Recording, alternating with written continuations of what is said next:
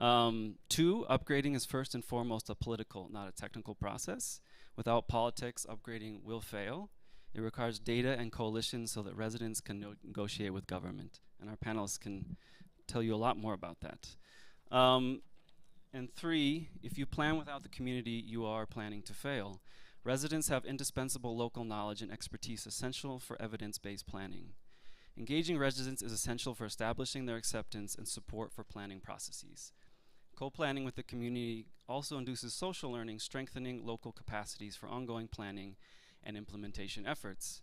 So building on these lessons that were gleaned over decades, Mukuru residents and their local governments and civil society partners undertook an ambitious participatory upgrading process known as the Special Planning Area, or SPA.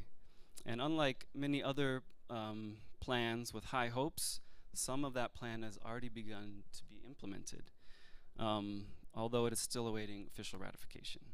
So these lessons are well known by our panelists. They know them even better than I.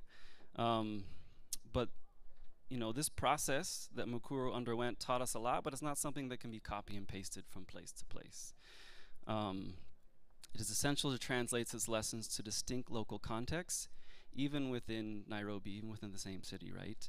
So today we will discuss these challenges within Nairobi as well as for cities across Africa. So very briefly, some of the key lessons that were learned in Mukuru is that the meaningful engagement of residents to make planning decisions is essential.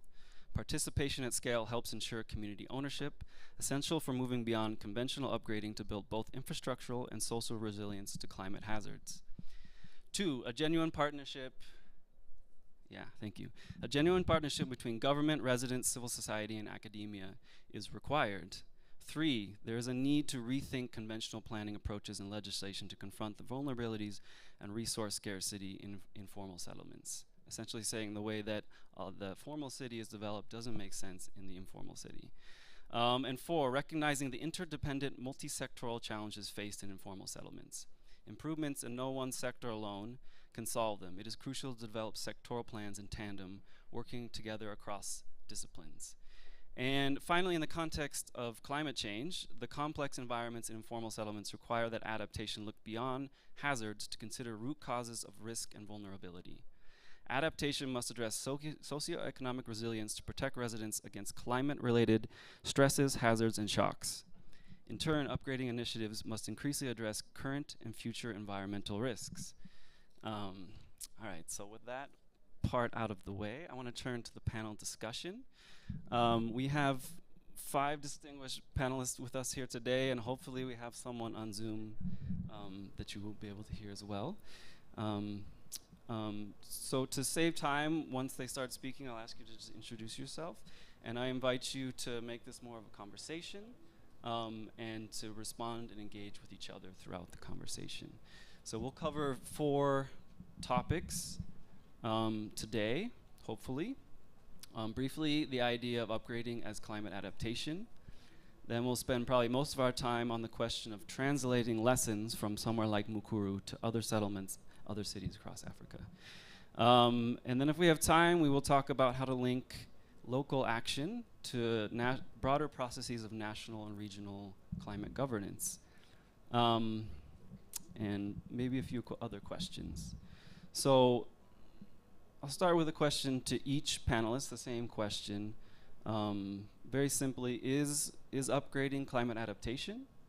What opportunities does framing it as climate adaptation provide? And do you also see any kind of risks to that, any downsides of framing this as climate adaptation?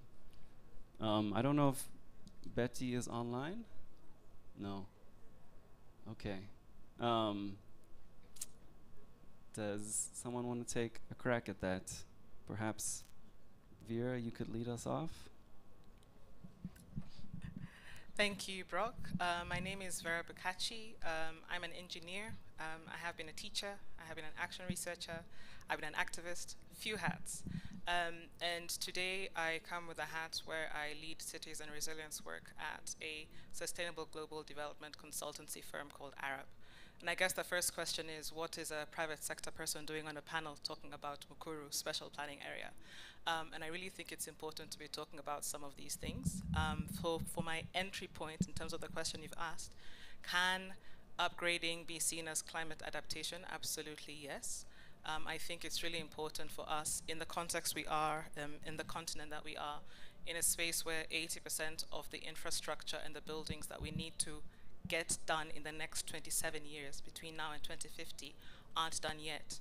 And if upgrading is going to serve 70% of the people who will be in those spaces within that time, if we do not put adaptation processes into those upgrading programs, then we are putting in unsustainable infrastructure and buildings. So our work is to help and to make sure that any technical components outside the political, outside up and including some of the community-led components, are really leading towards putting in sustainable and resilient infrastructure. Yeah, how about we just go down the line? Marion? Thank you. My name is Marion Rono. I work as Chief Officer in charge of Housing and Urban Renewal at Nairobi County. And for the Mukuru SPA, I did coordinate the Mukuru SPA. I coordinated the government and the 42 partners. So straight to the question. For me, upgrading goes beyond climate because when I look at the example of Mukuru, issues of climate were only one of the thematic areas because the upgrading is actually looking at the total livelihood of the person. It's about livelihoods, it's about education, it's about health, it's about you as a person, it's about your income. But when you look at issues of climate, it's only one of the aspects. So to me, upgrading goes beyond climate. Okay, great. Okay, thank you very much. I'm Kilion Nyambuga. I'm an urban and regional planner and also climate change activist. I have a master's in climate change adaptation, working with Slum Dwellers International, and I was part of the planning team in Mukuru Special Planning Area. And the question that you've raised kind of took me back to a conversation that we had with the community members less than a month ago, whether there's a difference between upgrading and climate change adaptation. And from the community perspective, I think the terminologies doesn't matter. I think what the communities need is to be able to have access to clean water, is to be able to have access to safe housing, is to be able to afford quality education for their children. But these can only be achieved through a framework that also are provided by the government. And so upgrading and the adaptation discussion kind of synonymous or go hand in hand. And when it comes to kind of the second section of the question that you asked, what opportunities lies in terms of also addressing the issues that are being faced by the people who are living in these poor neighborhoods. So one of it is the climate change adaptation, or the adaptation planning approach brings with it the climate change finances that should be able to respond to the needs and priority of the local communities. Thank you.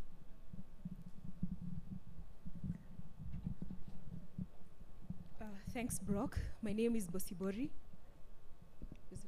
I can hear you. Okay, cool. Can you guys hear her?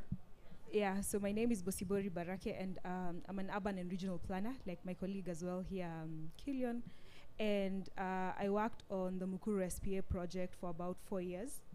But as I sit here today, I sit as a planning associate at Konkui Design Initiative, which is an organization that works as well with informal settlements here in Nairobi and just starting to look at other places within Nairobi.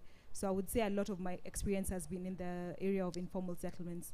And to respond to Brock's first question is that, yes, I believe that climate adaptation should be part of the upgrading process. I also concur with Marion's comments on the fact that upgrading is not just about climate adaptation, it's a whole integration of other things. But to bring it to the forefront in terms of the climate discussion, and also to, I think, echo as well what Vera said, we're looking at a situation in Nairobi where approximately 65% of people are living in informal settlements, and that is a very small portion of the whole of Nairobi's land. So if we are not doing the climate adaptation, if we are not integrating systems that are able to mitigate against the climate risks that people in these neighborhoods are facing, then what exactly are we talking about when we are talking about upgrading? So I think that would be my first reaction to that. And then secondly as well, okay, let me not assume that we are all familiar with low-income neighborhoods in Nairobi.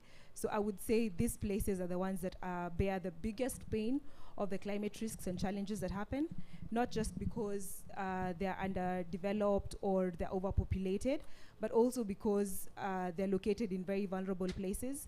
Most of them are located along the rivers of Nairobi. So this is where they feel the pain of the flooding the most.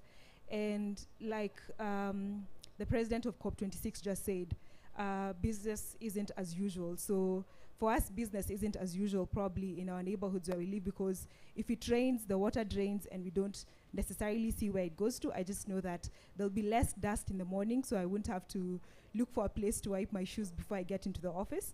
But what does this really mean? Where does this water go? Who does it get to affect? Whose household is in shambles when these climate risks, this flooding or climate risk events are actually happening? So I would say that's one thing that we really need to factor, and the fact that there's a huge population living there, it means that naturally the upgrading conversation should go in line with the climate adaptation. Thank you. Thank you.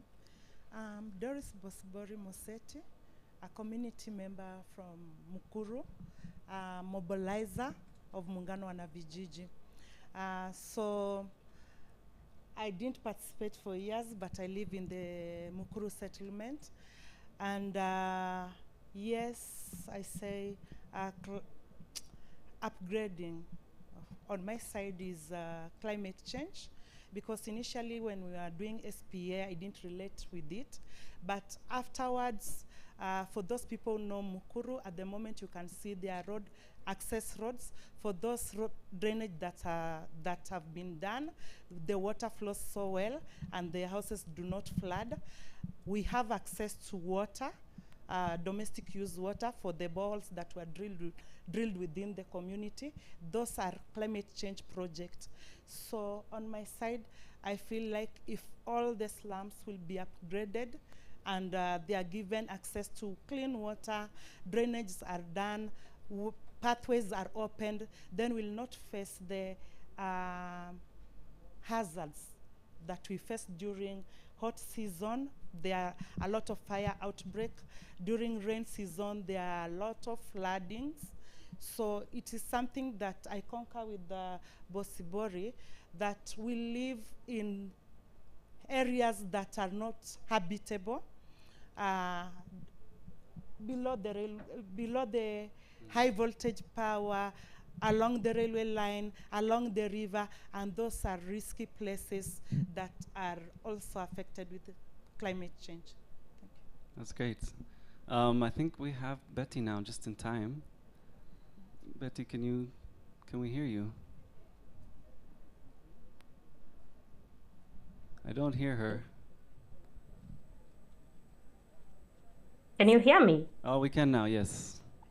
Great, welcome. Okay, perfect. Thank you so much. I think I'm very sorry I missed the first bit of your introduction. So if you don't mind to just go ahead and tell us, or tell me what the question was. Yeah, so we're starting the discussion with a simple question: is upgrading climate adaptation? And if so, what opportunities does this framing provide? And or do you see any kind of risks to framing it this way? Okay, right. Thank you, Brock, and thank you everybody in the space or in the room. Unfortunately, I cannot see you, but I hope that you can hear me and or see me. We can. My name is Beatrice Hati. I am an urban planner. I am also working currently as the Research and Urban Development Associate at the International Center for Frugal Innovations, whose branch in Kenya is housed by Nuvoni Center for Innovation Research. I also wear a third hat that I will try to bring in today in this discussion. I'm a PhD student, currently doing my PhD at Erasmus University and focusing on multi-level governance of disasters in informal settlements. So I hope with the few anecdotes I have here and there from my experience in the SPA planning of Mukuru, I can bring in some lessons, and also hope to learn from Bosibori, Doris, Marion, Killian and everybody else in the panel and in the room. So upgrading informal settlements within the frame of climate change, I believe this is a big opportunity. And one of the biggest opportunities I see is that the climate change agenda or the debates puts informal settlements in the world map. And what I mean by this is that already currently now we see in the African Climate Summit, the discussion of informality is already even now in the presidential debate going on right now. And we see informality being mentioned here and there, which is not a case that we have had before. So I think that the agenda to upgrade informal settlements while referring to the climate agenda provides a unique opportunity for informal settlements to be discussed, not only on a national level, on a regional level now in Africa, but also on a world level, bringing together partners on different scales. I think the next point that I had to highlight on the opportunity of framing informality and upgrading in terms of climate change adaptation is the fact that, I believe there is a big consensus now in the summit and broadly even beyond the summit that, of course, the world is at risk. And I know the UNDRR, the United Nations Disaster Risk Office, produced a report in 2020 highlighting all the risks that are there in the world and particularly in African countries. And informal settlements were highlighted as the first most risky areas or vulnerable areas to be living in. And I think when I joined in, Doris was already highlighting the vulnerabilities in Mukuru already. So the consensus that we have is that the world is at risk, that is given, and that of course this risk is not uniformly distributed and informal settlements are the most vulnerable. So the key agenda for us is to understand how we can add nuance to the climate adaptation agenda. How do we ensure that those who are most affected, but those with the least capacities to cope, can be able to build climate adaptation? If you allow me, Brock, I'll leave it there and I will continue with more remarks as we continue the discussion. Great, thank you. Yeah, I'll just say, I echo some of the things you guys said. So upgrading, Marian said upgrading is bigger than adaptation. Killian said, to people in the communities, the terminology doesn't matter. And I think this really gets the broader idea of resilience, right? So if you have a secure livelihood, then you are more resilient to climate shocks. Okay, so I think we'll spend a lot of the rest of the conversation talking about the idea of translating lessons from one place to another.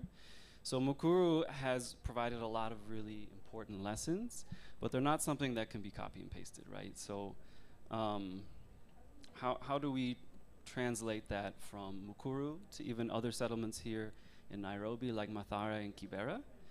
And then even probably more difficult, other cities in Africa.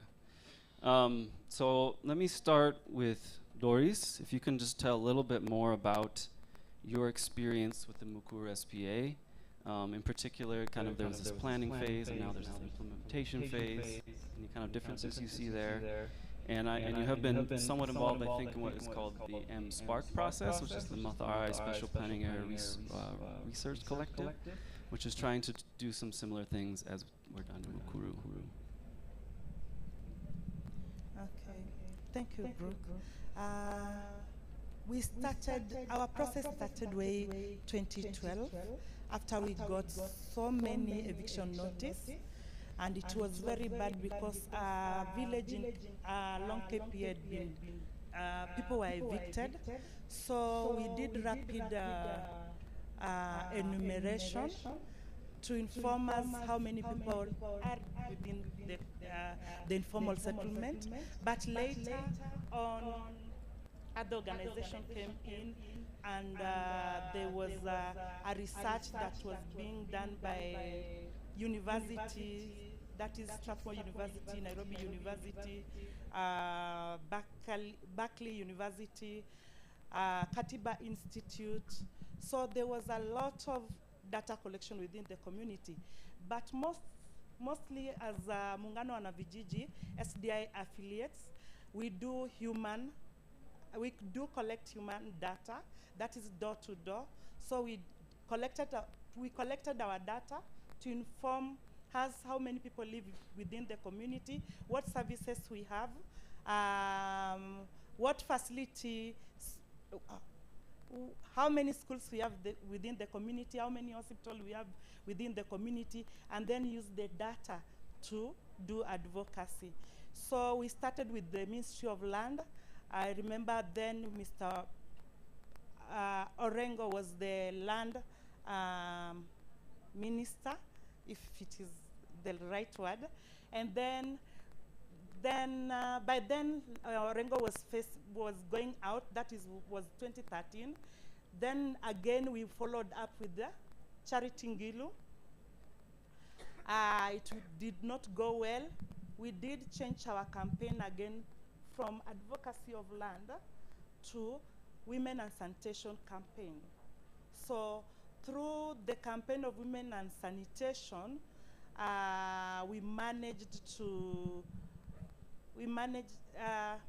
Mukuru was declared a special planning area 2017.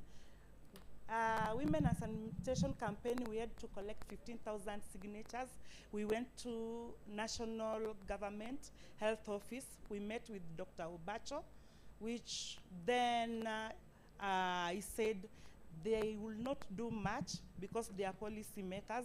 Only the county government can do the implementation of whatever we were asking of. So after the declaration of SPA, we had to organize community into different segments where people will bring their issue up, discuss the issues that are affecting them. We made Nyumba Kumi, 10 households, where issue will come to the segment, and then from the segment we'll share at a village level. And from there we were divided into different consortium because we started working with the county government, and working with the county government we had to be involved in different consortium, health, water and sanitation, so people will come fit in the consortium that they feel they are comfortable in. With Dori, different so in the interest of time, can I ask you just how you see this potentially translating to Mathare? So it cannot be copy-paste to Mathare. In Mukuru, it was community-led and other organization, but during implementation, some of us were phased out. So in Mathare, we are looking at it. It should be entirely led by community, implemented by community, because you cannot start as something, plan, and then during implementation it is given to a different person who cannot relate with what you were discussing for some years, more than 5 years, but during implementation you are put aside and you cannot do any correction. Okay, thank you. Can we get a time check? I haven't seen the cards at all. 15 minutes? 20 minutes? 17 minutes. Okay. All right. Can we bargain for more? So I have a question for Bosibori and Marion. So there was an SPA, a special planning area, was declared also in Kibera, another settlement here in Nairobi in 2020, I believe. I guess I'm wondering, compared to Mukuru, there's been very little action in Kibera. And so I'm curious why you think that is. What are the differences between the two, and what may account for those differences? Okay, I'll go first. I had hoped that Marion would go first, but it's fine, I can go first. So the differences between Mukuru and Kibera SPA. So first things first, I would like to take into consideration a lot of what Doris has said. And Doris is speaking from the perspective of someone who has lived in Mukuru, and she has basically taken us through a lot of the steps that were taken towards pushing and advocating and fighting for the declaration of Mukuru as an SPA, so that real change, real intervention would begin to happen to the lives of the people who are living in Mukuru. So let's take note of that as the first thing, that there was a lot of effort that has gone into the declaration. It didn't just happen overnight and it was declared. There was the peace campaigns, there was the sanitation campaigns, there was so much more going on behind the curtain that a lot of people probably are not privy to. Then secondly is that the declaration of Kibera as an SPA, Kibera and I think subsequently Mathare as well. Kilian, okay. subsequent planned declarations for other areas as special planning areas.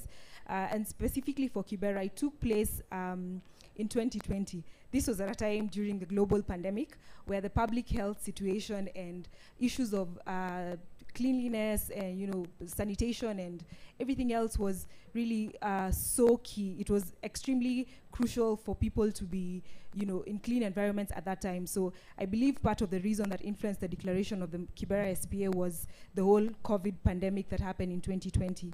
Not to say that there has not been deliberate plans, and Marion will step in at this point because I'm not sure what's been happening on the side of government. But what's to say is Konkwi Design Initiative, like I introduced myself, I'm a planner from Konkwi Design Initiative, has been working in Kibera for close to 17 years now.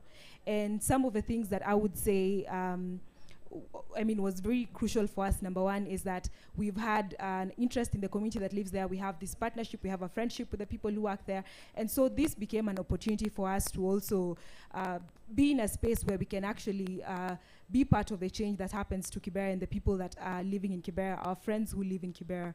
So some of the things that we started to do in preparation for the planning process to happen was to, get in touch with the Muungano Alliance, get in touch with the, Akiba Mashinani Trust, Slum Dwellers International Kenya, the initial consortium who was part of the Mukuru SPA process, just to learn the lessons and understand how did that go, what do you think worked well, what do you think didn't work well, and sort of exchange lessons.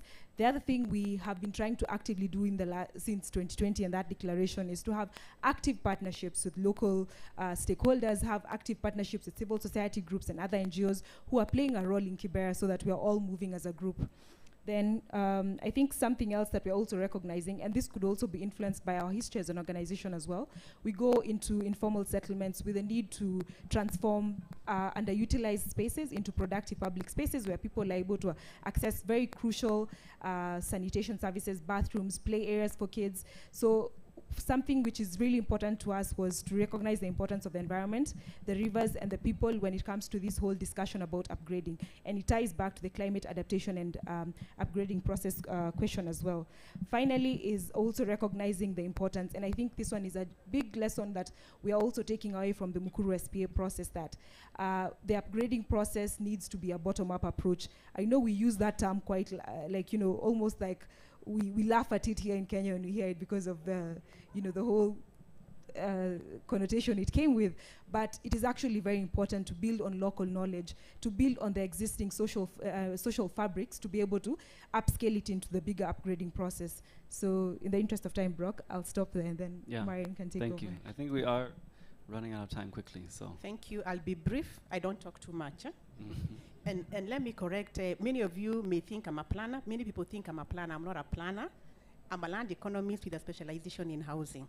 So back to the question, when we look at both the Mukuru, the SPA and the Kibera, to me what came out, or the main difference is the approach. Because as Dorcas had mentioned, when these research findings were presented to us at the county, I think the findings found a fertile ground. And it's on the basis of those findings that we actually declared Mukuru as an SPA.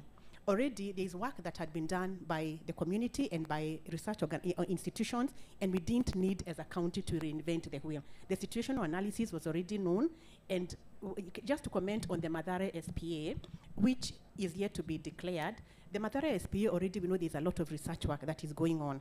And I think the same way, we don't have to reinvent the wheel. And I had the benefit of sitting in with the NSPAC team in Rotterdam last week, because one of the things that is coming out, and I think a lot of us in the urban sector know, there's too much research, too much. If you go to Mathare, you go to Kibera, there's so much work that has been done by so many people, but it's not coordinated. And I think if all of us in this room shared what we are in terms of our fields, we may actually realize that we can actually all work together and be able to make a big difference. Then secondly, I think when it came to Mukuru, Mukuru had a lot of partners. We had 42 partners that supported the process. The Kibera SPA, which we declared in 2020, there the government wanted to get a planning team and to be able to do the plan. And maybe that's why it has not succeeded. Then to the Mathare SPA already, we can say, has more or less started with the research. although we still have not declared, but at least once we're able to have the repository of the research, then we can be able to move forward and be able to do the SPA. Back to the question, we cannot copy paste because areas are different. The scenarios in Mukuru are different from what we have in Kibera, but to me, what we can paste possibly are the lessons, because we have great lessons for Mukuru, and let me say that even as a county, we have received a lot of requests, even from other countries, who are asking how they can also be able to learn about the SPA. So I think for me, it is looking at the lessons, what worked, what did not work, because you cannot just copy-paste even issues that did not work. So it's basically looking at the lessons and carrying them forward. Yeah, absolutely. So very much an ongoing process in Nairobi and across Africa. Okay, so a question now for Killian and then Betty as well, who are quite involved in the MSpark process in Mathare. You know, I think it's trying to build off of the experience and the lessons in Mukuru, since you were everybody here has been involved in one degree or to another in the Mukuru SPA. So how did lessons from Mukuru inform your approach now in Mathare? And what are the challenges that MSpark is facing right now, from data collection to advocacy to partners to collaboration to, you know, what Marion talked about in terms of coordinating all these different stakeholders? Yeah, I think I'll start, and just to take you back, I think I was much involved in the Mukuru process, right from supporting communities to be able to generate evidence that supported the whole planning process, and through the whole stages that Doris has described. And one thing that I agree with all the speakers is that the approach or the methodology cannot be replicated anywhere. And one difference that notable difference between Mukuru and Mathare, one of them is on the land ownership. So in Mukuru, we were dealing with a situation where 96% of the residents were tenants and only 4% were structure owners, but they did not have ownership of the land. In Mathare case, I think the land ownership, the dynamics is different. Most of the people own land, even most of the people have titles, and there's a good number of people who are also tenants.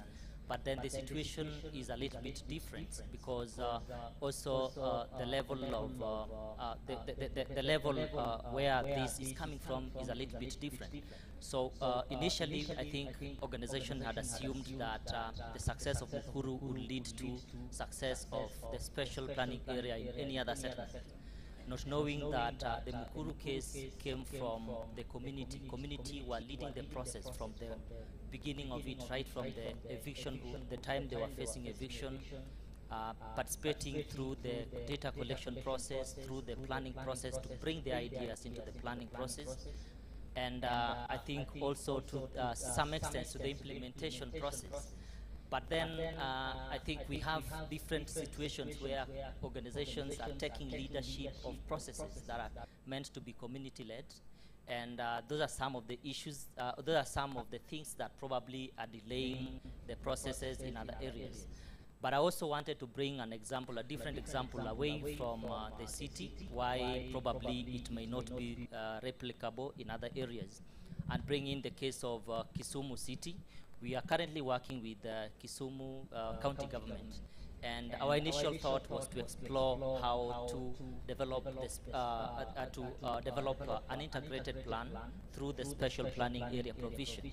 And we found out that this might not be possible, because if you look at Kisumu, all the informal settlements are actually part of the city. And ideally, a county government, a new county government coming in, have a plan for the city, for the development of the city. So the SPA now also the declaration providing for freezing of development for a period of 2 years may not be feasible in that case. Yeah. So if you look at other issues to do with, if I come back to Mathare again, I think ideally right now the communities, our work is to strengthen the capacity of the community to be able to take the leadership of the process. And I think when communities talk to the government directly without having to go through the organizations, it makes it a little bit easier for for community to experience changes in their locality. Thank you. Great. So I think, Betty, you can speak to the same question, and then we'll just skip the rest of the questions and go to one final question and final remarks after that. Thank you, Brock. I think one of the challenges of coming last is that all the fantastic new points have been said. So I can as well say everything has been said. But to take up from where my colleague Killian left, I think there is a big agreement that Mukuru has served as a model, but a model not to be replicated, but a model to learn from, a model to serve as inspiration for the other SPAs. So just to speak about Mathare, when we were trying to, take lessons and scale what happened in Mukuru to Mathare, most of the things were not working out. And I think I draw 3 key things to highlight what things we are trying to do differently in Mathare and to see how we can learn from Mukuru to influence different approaches in Mathare. So here it goes. Sorry for that noise. So Mambo ni Matatu. If you're in the audience, you know where that phrase is coming from. If not, please use it as a point to network after this. First, I think it's situational politics. Brock, you first mentioned that politics, I think in introductions, cannot be separated from development, which is true. Politics shape development and upgrading informal settlements, and as well upgrading is also framed by politics. So what we are trying to do in Mathare is to actually use politics as a tool that we can leverage to kind of quicken the steps that are happening in Mathare. I think, as Marion had highlighted earlier, of course, the government is the one that has the mandate to implement and to lead even a special planning area program, because that is their mandate decentralized from the national government. So when we are trying to frame all these arguments around upgrading in Mathare, the key thing is to find out who are the particular people that can stand with this in the government level, that is at the county government and possibly later in the national government, and how can they better support this process. I think we saw this support happening in Mukuru, where while we say the whole government supported the whole SPA, I think we had critical persons in the county government offices that were really supporting this process, and I think we call them street level bureaucrats, and I think one of them is here with us, Marion. So if you don't have a particular political figure supporting also your upgrading processes, I think you could also be planning to fail, as was highlighted earlier in the discussions. I think the second point is using research as a premise, and Doris has highlighted this. But in Mathare, we are not only curious about producing research that informs the SPA, but also looking at the past, the current, and the futures of research. Already, Marion has asserted to the fact that so much research is being done in informal settlements.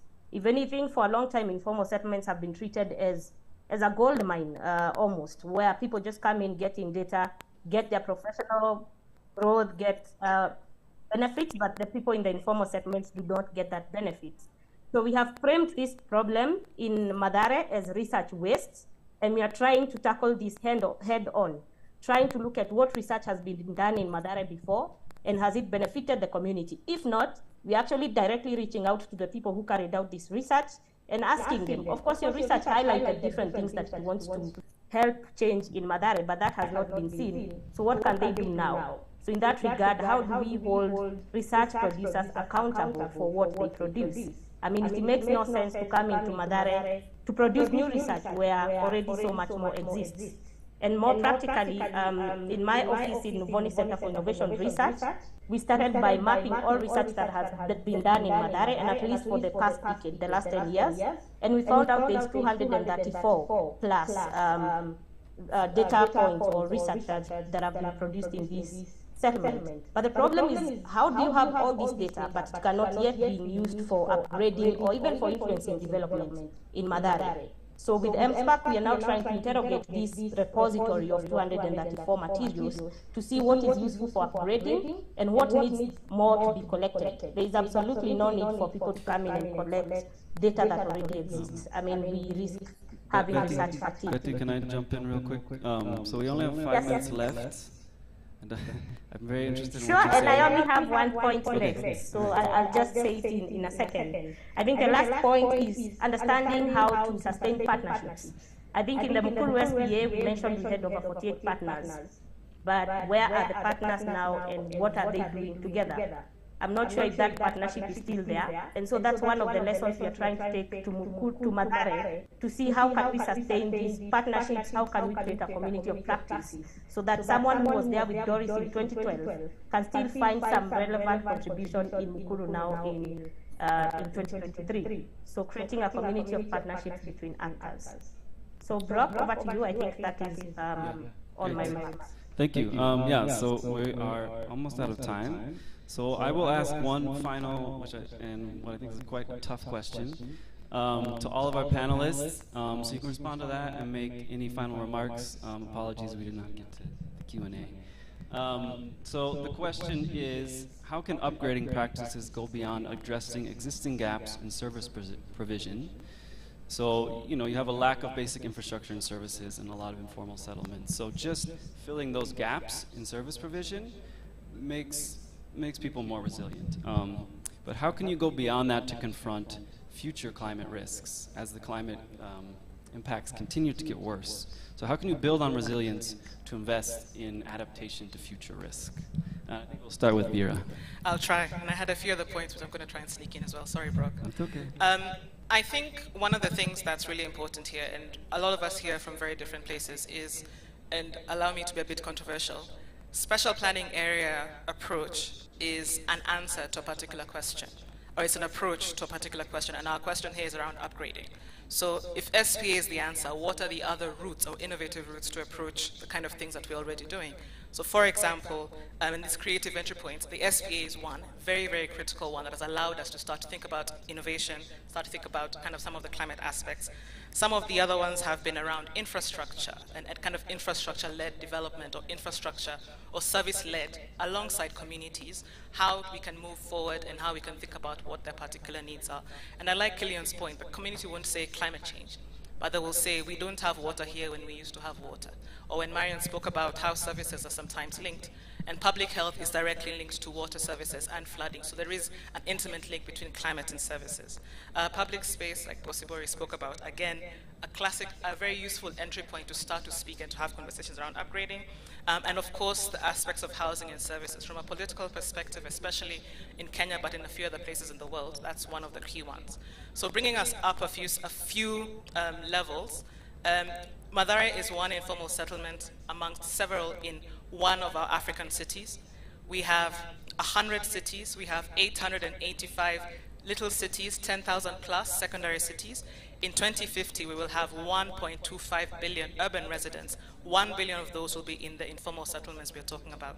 So for me, it's not even a question of how, but a question of whether we will be making sure that climate and climate resilience type aspects are absolutely core to any of these entry points we use, whether SPA, whether infrastructure, whether top-down, whether bottom-up, but ultimately ensuring that the people who are going to be, that 1 billion people who will be living in that particular type of context are really able to do that in a sustainable and resilient way.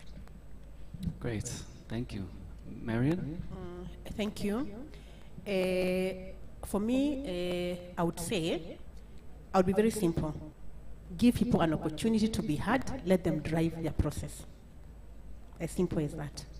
The communities know what is best for them, they know where they are ailing, so give them an opportunity to articulate their issues, to bring their issues to the forefront, and let us listen to their issues. Then my parting shot, I think when we all look at the planning law, it's clear that the Director of Physical Planning has a mandate to declare areas as special planning areas, so long as they have special development characteristics. And I think to the planners in the room, I think it's time that we declared our informal settlements all over Kenya as special planning areas because they have peculiar development characteristics. If we continue being too rigid, if I want to put 10-meter road in a slum, it means I'm affecting more people. So I think as a country, and even as a region, let's think, do we just declare some of these areas as SPAs? Thank you. Yeah, and I think in many countries there's a provision for something similar, right? A zone of exemption to build an industrial port, to do something else. They can be applied to our cities as well. Sorry, can I go to Betty? You have less than a minute on the Zoom, because I don't pay for Zoom. If you can speak quickly, and then you'll probably get cut off. Sorry. Yeah, sure. I think Sorry, I think my parting shot will be related to the previous speaker before Marion. I quite couldn't get who that was. But I think you asserted to the need for multiple languages. How do you understand what is necessary for an informal settlement? And going back to Mathare, we see a lot of gangs, people call them gangs, I like to call them social entrepreneurs, trying to do different things to sustain the settlement. How can we better engage these people also in development and to be able to continue these processes of upgrading? So I think my key point would be to highlight what the previous speaker has said, to understand the multiple languages of different informal settlements and to see how we can use that. Okay, yeah, so we are out of time, so if the final three speakers can just try to be very succinct. Maybe I'll start.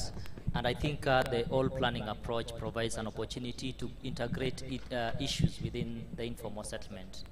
And learning from Mukuru, it has provided an opportunity to allow the community members to dream about how the future settlement looks like.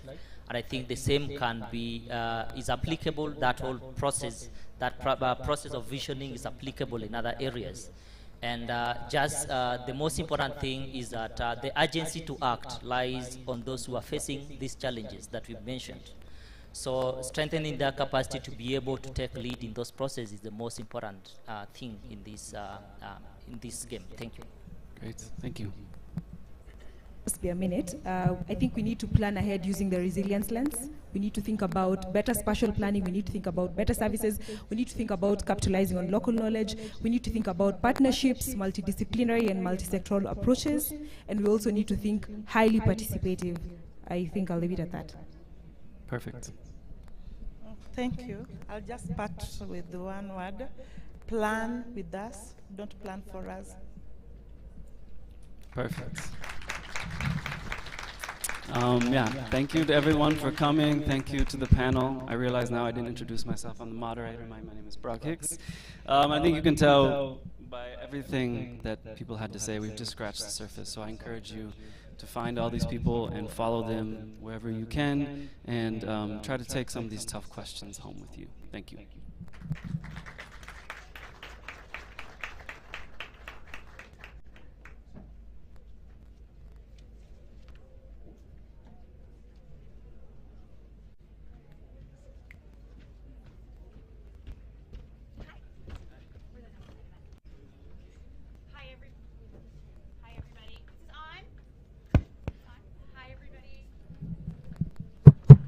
Hi. We're going to get started with the next side event. It's the Oxygen Energy Climate Nexus, and it's going to be with Johns Hopkins University, the Institute for Global Perioperative Care, the Society of Critical Care Medicine, and Direct Relief. You're all welcome to stay, but we do need our very large delegation to have some seats, please, and to let our MC here start. Thank you all.